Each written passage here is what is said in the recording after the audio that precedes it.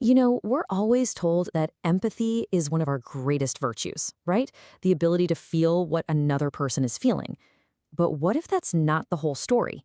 What if pure empathy actually has a hidden dark side? Let's dig into that. So we have to ask this question right up front, because the thinking behind this explainer suggests that while empathy is this powerful, incredible human connection, it can also be a trap. The answer is way more complex and honestly a lot more fascinating than you might think. All right, so let's start by exploring how this beautiful idea of feeling with someone can, well, become a pretty treacherous path. It all starts with how we process somebody else's suffering. And here it is, the core of the problem. When we get totally swept up in that raw feeling of someone else's pain, what some psychologists call empathic resonance, it can just curdle. Instead of making us want to help, it can actually trigger hostility, even a desire for revenge against whoever we blame for that pain. Suddenly, it's not about healing anymore. It's about hurting. And this can lead to something called parochial empathy. It's a bit of a technical term, but the idea is simple and kind of dangerous. Our empathy becomes tribal.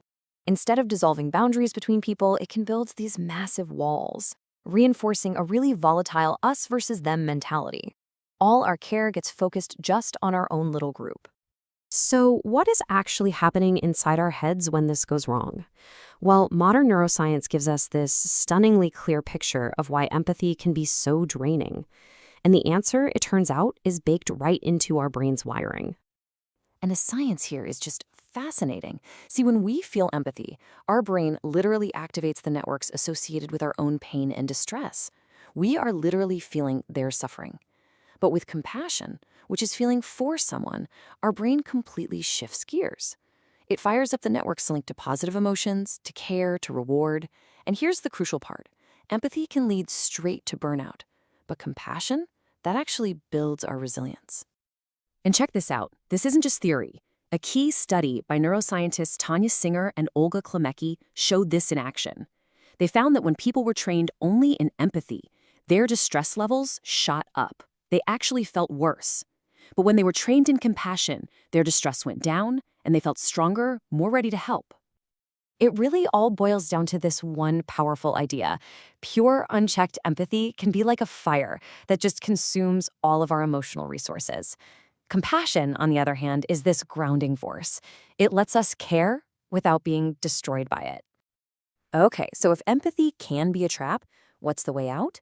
Well, this brings us to the alternative, cultivating compassion, not just as a feeling, but as a wise and sustainable practice.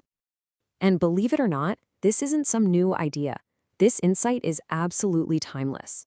The 8th century Buddhist philosopher Shantideva put it perfectly. He said the real source of joy isn't just feeling what others feel, but actively wishing for them to be happy. That totally shifts the focus from shared suffering to a shared desire for happiness. I think this is probably the most useful metaphor to come out of all this. Think of it like this. Empathy is the doorway. It's that initial spark that makes us stop and notice someone is suffering, but it is not the destination. Compassion is the sustainable journey we take after walking through that door. It's a path that combines that first feeling with real wisdom and care. Okay, so how do we actually do this? How do we walk that path and turn that initial spark of empathy into a steady, guiding light? This is all about the how-to. And the great news is, compassion is a skill. It's something you can actually train. And it starts pretty simply. First, just by consciously wishing others well. Second, by reflecting on how interconnected we all are, which helps dissolve those us versus them barriers. And third, making sure our actions are guided by a calm wisdom, not just raw, reactive emotion. This beautiful quote from the Buddhist teacher Nichiren gives us another amazing way to think about it. Compassion is not a sacrifice. It's not about draining your own battery to charge someone else's. It's an act that literally lights up the world for both the giver and the receiver. It brightens your own path. And that brings us to our final big idea.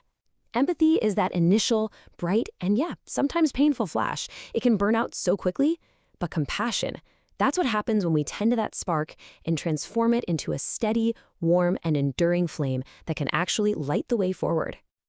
So the takeaway here isn't to stop feeling for other people. Not at all. It's to be wiser about how we feel. It's about transforming that raw feeling into a resilient force for good. Which really just leaves us with the final question to think about. Whose lantern will you light?